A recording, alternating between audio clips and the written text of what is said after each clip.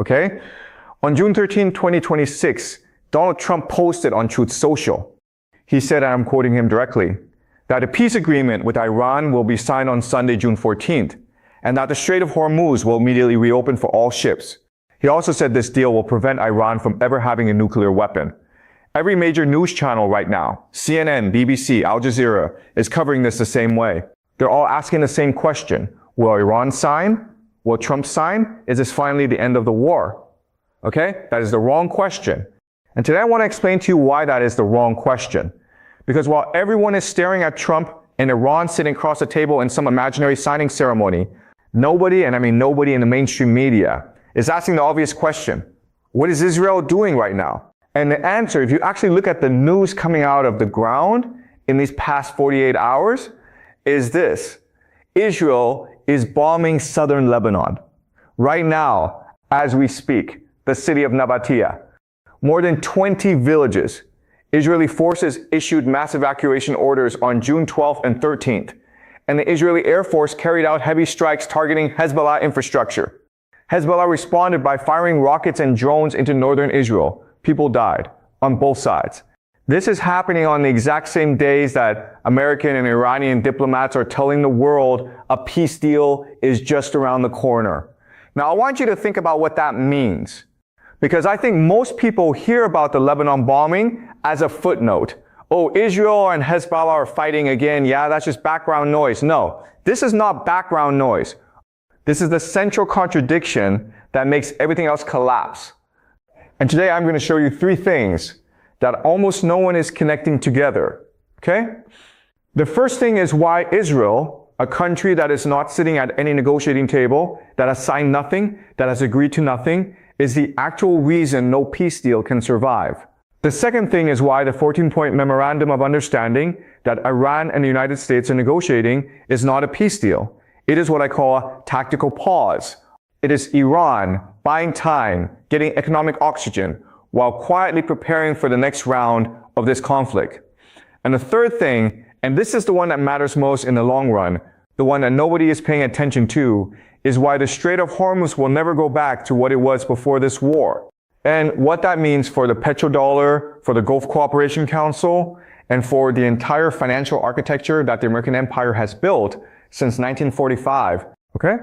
So this is a lot, but I promise you, if you stay with me through this, you will understand what is actually happening in the world right now in a way that most people simply do not. And again, this is my analysis. This is speculation. I could be wrong about some of this, but I'm going to give you the logic and you can judge for yourself. All right? Let's start with Israel. And I want to be very precise here because precision matters.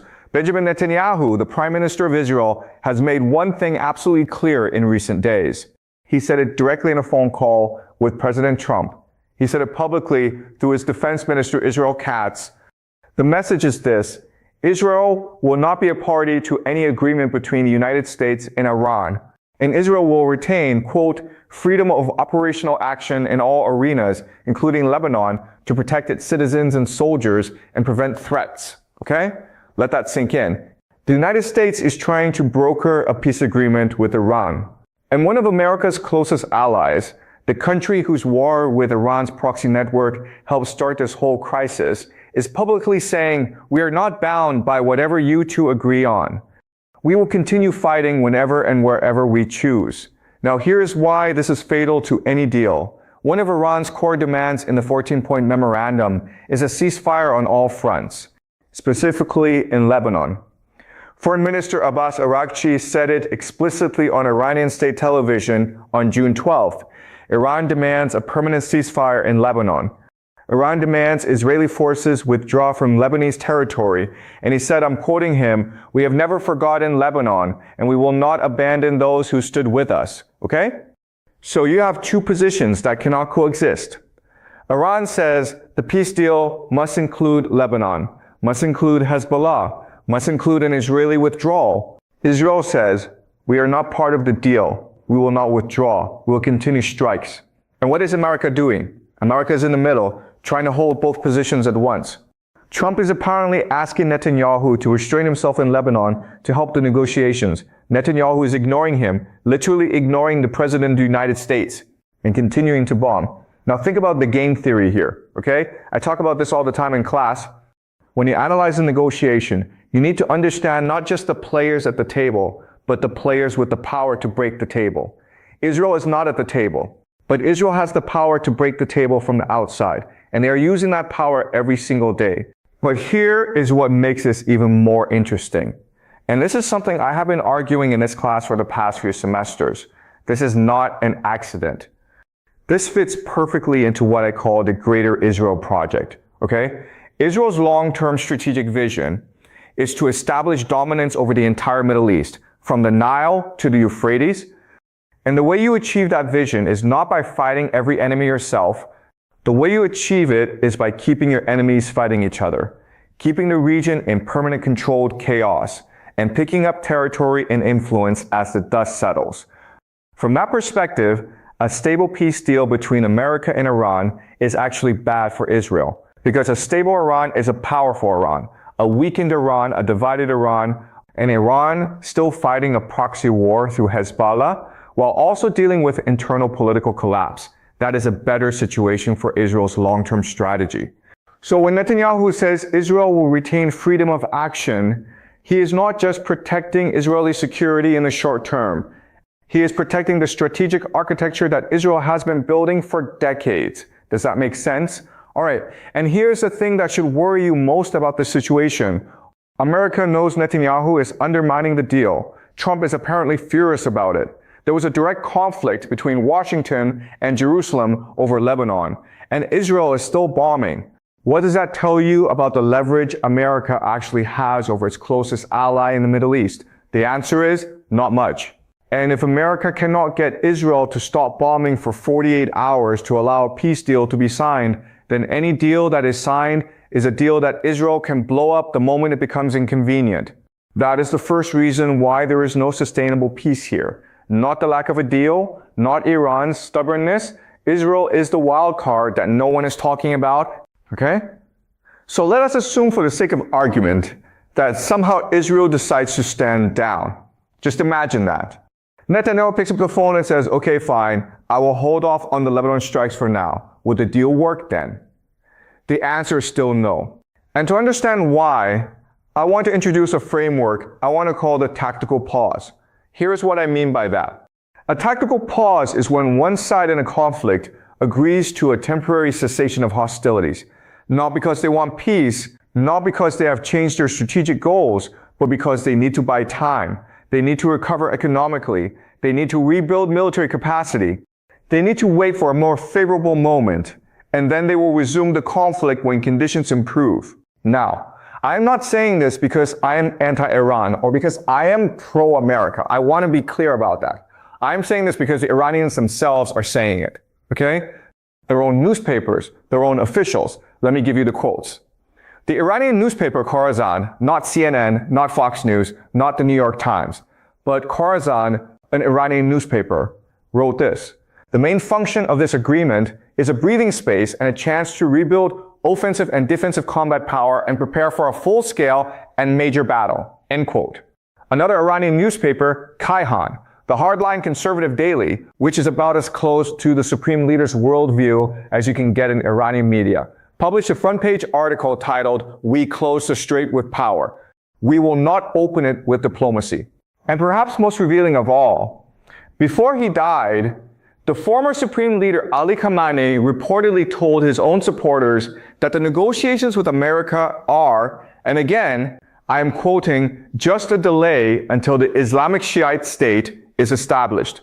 He said this to his own people, not for Western consumption, for his own base. Now, a lot of people will say, okay, that's just hardliners talking, that doesn't represent the official government position. And they have a point.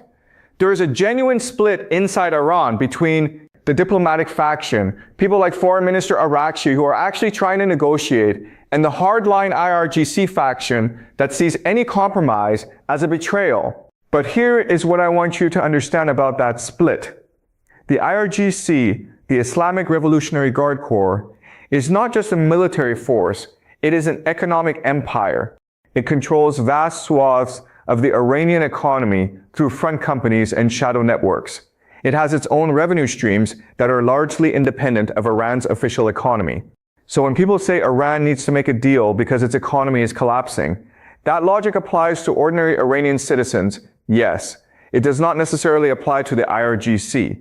They have resources, and they have guns. And in the end, the people with the guns make the final call. So what does the 14-point MO actually say, and why is it structured the way it is?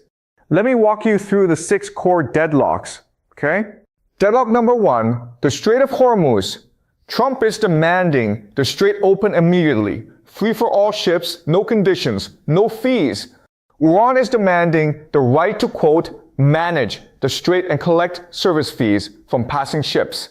Arabji said directly, our sword will always hang over the Strait of Hormuz. These two positions cannot coexist. You cannot have a strait that is simultaneously free and open and subject to Iranian management fees. It is one or the other. Deadlock number 2, the uranium stockpile. The United States is demanding Iran dismantle its entire nuclear program and hand over its enriched uranium, what Trump calls nuclear dust, for destruction outside Iranian territory. Trump even threatened to send B-2 stealth bombers to physically retrieve it. Iran is only willing to dilute the uranium inside Iran. And here is the part that most people have missed. While these negotiations were ongoing, Iran was actively collapsing tunnels and placing explosive mines around the entrances to its nuclear facilities at Isfahan. CNN reported this based on 5 separate US intelligence sources. We are talking about roughly 440 kilograms of uranium enriched to 60%, enough for approximately 11 nuclear weapons, now buried under collapsed tunnels and surrounded by landmines. Think about what that action tells you. While your diplomats are talking about peace, your military is making the uranium physically impossible to retrieve. That is not the behavior of a country preparing to hand over its nuclear material. That is the behavior of a country preparing to hold on to it. Deadlock number 3, the sequencing problem. Iran is demanding that America lift its naval blockade and release $12 billion, half of the $24 billion in frozen Iranian assets, before any technical nuclear negotiations even begin. America's position, stated directly by Vice President J.D. Vance, is that no money will change hands and no blockade will be lifted just because Iran agrees to sit down at a table. The economic benefits will only come after Iran has fully demonstrated compliance. This is a chicken and egg problem with no solution. Both sides have perfectly rational reasons for their position. Neither side can move first without giving the other side an enormous advantage. Deadlock number 4, war reparations. The Iranian draft included a mechanism for the United States to compensate Iran for damage caused by American and Israeli strikes. Trump immediately listed the rejection of war reparations as one of his 5 non-negotiable preconditions for returning to the table. This is actually very revealing if you understand American diplomatic history. The United States never paid war reparations after Vietnam, despite having committed to reconstruction assistance in Article 21 of the Paris Peace Accords. They found legal and political reasons to avoid it. They will do the same here. The term war reparations is politically toxic in Washington in a way that is essentially irreversible. Deadlock number 5, the axis of resistance. America demands Iran stop funding and arming Hezbollah, Hamas, and its other proxy networks. Iran says it will never abandon Hezbollah. And while we are having this argument on paper, Israel is bombing Hezbollah on the ground right now, which makes the entire conversation about whether Iran will theoretically withdraw support almost irrelevant. And deadlock number 6, internal political fragmentation. This one is underreported, but I think it may be the most important. At the negotiating table, the Iranian diplomatic team is trying to make a deal. But back in Iran, hardliners are protesting outside foreign ministry offices, calling Arakchi a traitor and a compromiser. They are chanting for his resignation. The IRGC under General Ahmad Vahidi is actively working against the diplomatic team by leaking the contents of the Motu-friendly media outlets, specifically the Mehr News Agency, which is IRGC affiliated, in order to publicly commit Iran to maximalist positions that the diplomatic team never intended to make public. This is not a unified government negotiating strategy. This is a civil war within Iran's own foreign policy apparatus. And in Washington, it is not much better. Democratic senators are calling the deal a surrender document. Influential Republican senators like Roger Wicker and Lindsey Graham are calling for military escalation rather than negotiation. So when you add all of this together, the Israel problem, the 6 deadlocks, the internal fragmentations, the uranium fortification, what you are looking at is not a peace deal. You are looking at a tactical pause, a moment where both sides catch their breath. Iran gets some economic oxygen. Trump gets a ceremony. He can call a victory. And then in 60 days, when the technical negotiations inevitably collapse, we are back to where we started. Except Iran has used the 60 days to continue fortifying its nuclear sites, and America has used the 60 days to argue about who gets credit for whatever was agreed. The Iranian newspaper Khorasan said it best. The deal is not about nuclear weapons or Hormuz fees or any of the specific terms. The main function of the agreement is to postpone the final battle and give both sides time to rebuild for a larger confrontation ahead. Okay? Now I want to talk about the thing that matters most.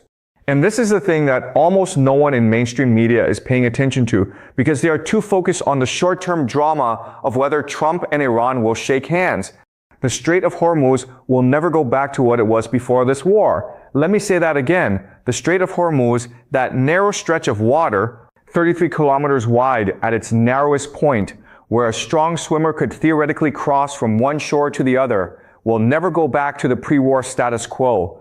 And that has consequences that go far beyond the Middle East. To understand why this matters so much, I need to explain something about how the American empire actually works, okay? And I know I have talked about this before, but it is important to connect it to what is happening right now. Why does the US dollar have value? Not because of gold. America abandoned the gold standard in 1971. The dollar has value for one specific reason. If you want to buy oil from the Gulf states, you have to pay in dollars. This is the petrodollar system. Saudi Arabia sells oil, receives dollars, and uses those dollars to buy US Treasury bonds and invest in American financial markets. The UAE does the same. Kuwait, Qatar, Bahrain. This circular flow is the foundation of American financial power. It is what allows the United States to carry $39 trillion in national debt and still function as the world's reserve currency. Now, 20% of the world's entire oil supply passes through the Strait of Hormuz. 20% of everything. Japan imports 75% of its oil through that strait. China imports 40%. India imports 60%. The Japanese Prime Minister has publicly stated that if the strait closes, Japan runs out of oil within 8 to 9 months and the entire Japanese economy collapses. And here's the thing about the GCC countries that are at the center of this petrodollar system. They are extraordinarily fragile in ways that most people do not appreciate. The UAE, Saudi Arabia, Kuwait, these are desert nations. They import 80% of their food from outside the region. They get 60% of their fresh water from desalination plants. And a single Iranian drone costing $50,000 is capable of destroying a desalination plant. America's missile defense systems cost $1 to $3 million per interception attempt, and often they miss, which means you need to fire 2 or 3 missiles. So for every $50,000 drone Iran launches, America is spending $2 to $3 million to stop it. Think about what that asymmetry means over time. Iran can launch hundreds of drones per day. They have approximately 80,000 of them stockpiled, and they produce about 500 new ones every single day. America cannot sustain that rate of expenditure indefinitely. Nobody can. But here is the real question I want to ask. What happens if Iran never fully closes the strait, but simply makes it permanently uncertain? Not closed, just uncertain. Ships arrive and they are not sure if they will be fired upon. Insurance rates for tankers going through the strait go through the roof. Shipping companies start looking for alternative routes. The GCC oil trade becomes unreliable. Investment in the Gulf dries up. And gradually, slowly, the petrodollar system, that circular flow of oil for dollars that keeps American debt manageable, starts to corrode. And now look at what Iran is actually saying about Hormuz. Foreign Minister Araghchi said, and this is a direct quote, "Our sword will always hang over the Strait of Hormuz." The Iranian news agency Iran confirmed that the draft agreement contains, quote, "no commitment from Iran to give up management of the strait." An Iranian lawmaker publicly compared Iran's proposed Hormuz Management Bill to the oil nationalization of 1951. That was when Iran nationalized its oil industry and kicked out the British.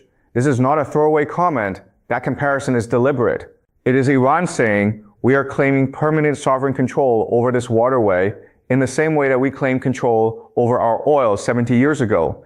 And the Iranian parliament is now actively drafting legislation, officially titled a Bill for the Security, Development, and Progress of the Persian Gulf and the Strait of Hormuz, that would formally codify Iran's right to collect fees from passing ships. Okay, let me ask you something. What happens to the petrodollar system if Iran successfully establishes a permanent fee structure on Hormuz? What happens if Gulf oil now comes with a permanent Iranian surcharge? What happens to the dollar's reserve status when the oil trade it was built on becomes subject to Iranian gatekeeping? I am not saying the dollar collapses tomorrow. That is not how these things work. But what I am saying is this: the dollar's reserve status is built on the assumption that American military power guarantees free and open access to the world's energy supply. That guarantee is now being tested in real time. And so far, and I want to be honest about this, America's performance in this test has not been impressive. $39 trillion in debt, a naval blockade that cannot stop $50,000 drones, a closest ally that ignores direct presidential requests, a peace deal that has been announced 38 times in 2 months without ever materializing. These are the signs of an empire that is overextended, and Hormuz is the point where that overextension becomes most visible. Now, I want to be honest with you. I want to give you the best possible argument for the other side, because I think that is how you actually understand a situation. And I never want you to just accept what I say without thinking critically about it. The strongest argument for why a peace deal might actually work is this: both sides are genuinely exhausted. The Iranian economy is being strangled. Ordinary Iranians are suffering under the combination of the war, the blockade, and 2 decades of accumulated sanctions. Trump needs a political win. His domestic political situation requires him to be able to point to something he achieved that Obama and Biden never could. The global economy is bleeding because of Hormuz. European manufacturers who depend on Gulf energy, Japanese corporations running out of reserves, Chinese factories watching their supply chains deteriorate. All of these forces are creating enormous pressure on both governments to find some kind of agreement, even an imperfect one. And there's a real argument to be made, and smart people at organizations like the Erasure Group are making it, that if both sides formally declare this the end of the war, it becomes politically much harder for either side to return to active hostilities. There is a ratchet effect. Once you have signed something, even something ambiguous, the political cost of going back to war increases. That has real value, okay? That argument is not stupid. I respect it. But here is what that argument cannot account for. The IRGC does not need the Iranian economy to recover. The Islamic Revolutionary Guard Corps has built a parallel economic empire over decades. Construction companies, logistics networks, import monopolies, shadow financial systems, they have revenue streams that operate largely outside the Iranian state budget. When Iran's economy collapses, ordinary Iranians suffer. IRGC generals do not suffer in the same way. Their institutional survival is not dependent on economic recovery. And the IRGC has already shown you what they think of this deal. They leaked the contents of the move to their own media outlets specifically to sabotage the diplomatic team. Protesters aligned with IRGC-friendly factions showed up outside the foreign ministry in Mashhad, chanting "Death to the compromiser" and calling for Araghchi's resignation.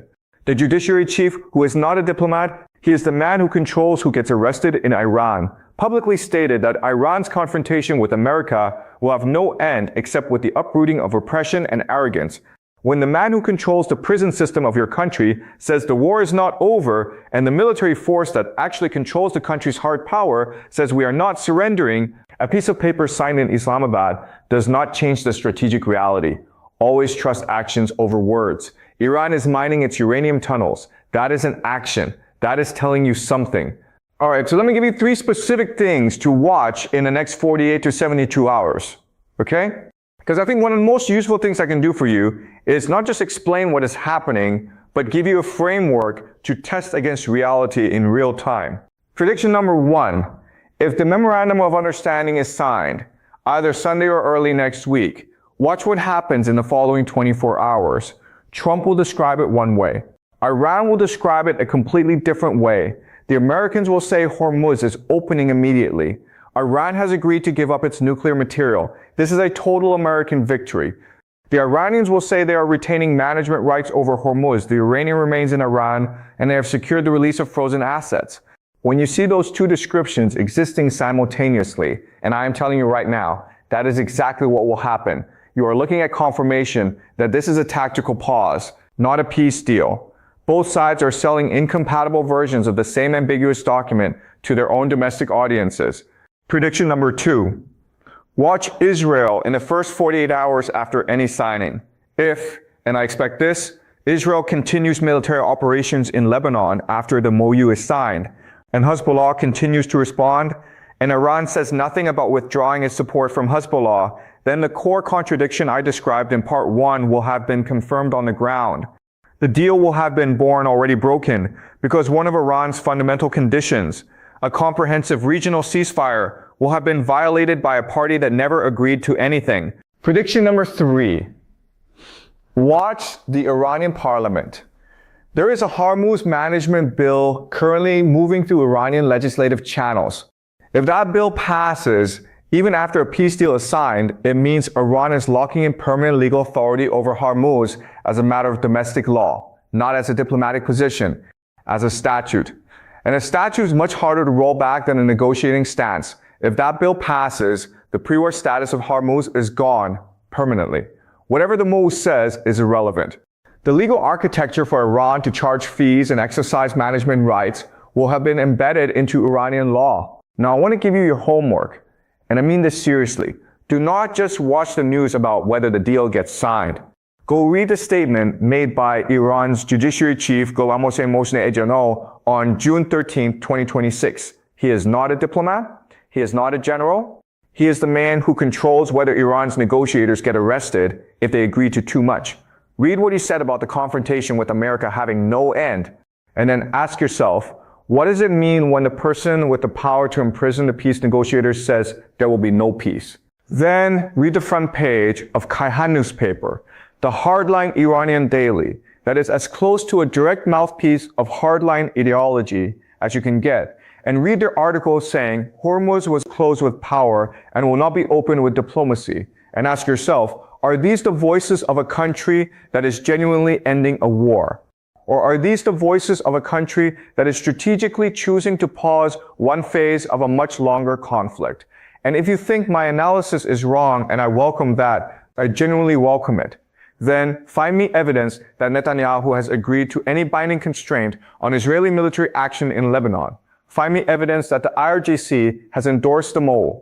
Find me a single quote from a senior Iranian military official saying Iran is willing to give up physical control of its enriched uranium. I do not think you will find those quotes, because they do not exist.